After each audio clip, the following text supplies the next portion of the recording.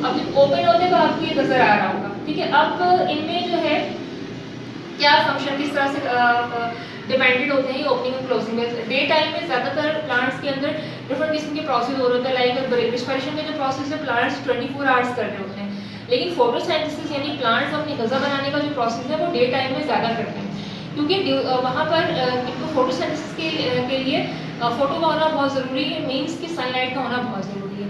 तो जब सनलाइट की प्रेजेंस होती है तो ये जो गार्ड सेल्स होते हैं या जो स्टोमेटास होते हैं ये हमेशा खुले हुए होते हैं, लेकिन रात के वक्त ये बंद हो जाती है क्योंकि उसमें सनलाइट मौजूद नहीं होती है, ठीक है।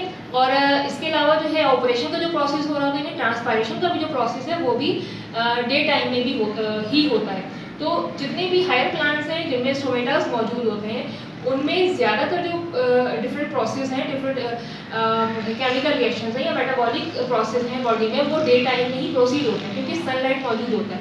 तो प्लांट्स के लिए सनलाइट का होना बहुत ज़रूरी है। तो स्टोमेटा जो है उस वक्त क्लोजिंग कंडीशन में ओपन कंडीशन में होता है और किस वक्त डे टाइम में, जबकि रात के वक्त या जो नाइट टाइम होता है उस वक्त जो है आपका जो स्टोमेटा होता है वो क्लोज होता है, जबकि रिस्पिरेशन का जो प्रोसेस है 24 आवर्स जो है वो चल रहा होता है, जिसमें प्लांट्स कार्बन डाइऑक्साइड को जो है इन्हीं स्टोमेटास के जरिए एब्जॉर्ब करता है और जब रिस्पिरेशन का process inside the body of plant complete हो जाता है तो ऑक्सीजन जो है इन्हीं स्टोमेटास के जरिए बाहर रिलीज कर दी जाती है।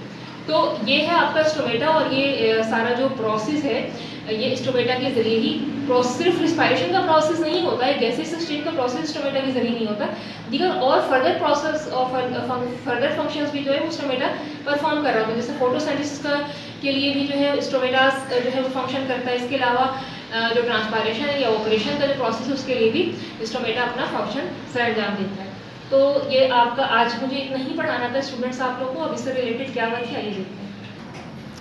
ओके स्टूडेंट्स, आप लोगों को स्टोमेटा के बारे में लिखना है, लेकिन क्योंकि पर्टिकुलर कोई क्वेश्चन तो बन नहीं रहा है, यहाँ पर स्ट्रक्चर भी इन्होंने नहीं बताया है, क्योंकि ये जो पूरा पैरा है यहाँ पर इसमें किसी किस्म की भी ऐसी बात नहीं की गई है जिसमें स्टोमेटा के स्ट्रक्चर को डिस्क्राइब किया जा सके। स्ट्रक्चर तो नहीं हम कहेंगे स्टोमेटा के इस टॉपिक को, हम इस तरीके से इसका काम कर सकते हैं कि एज अ शॉर्ट नोट हमें इसके बारे में लिख सकते हैं।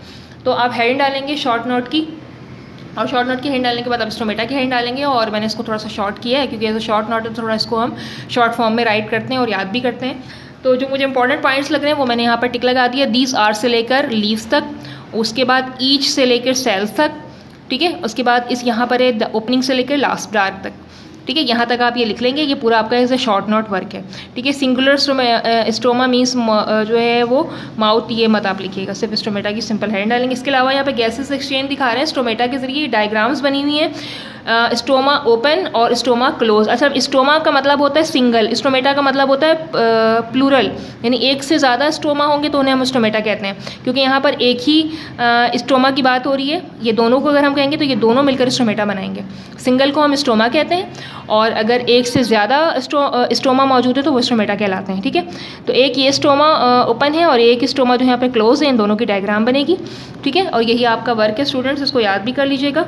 नेक्स्ट लेक्चर में आप लोगों से मुलाकात होगी दोबारा। अल्लाह हाफिज़।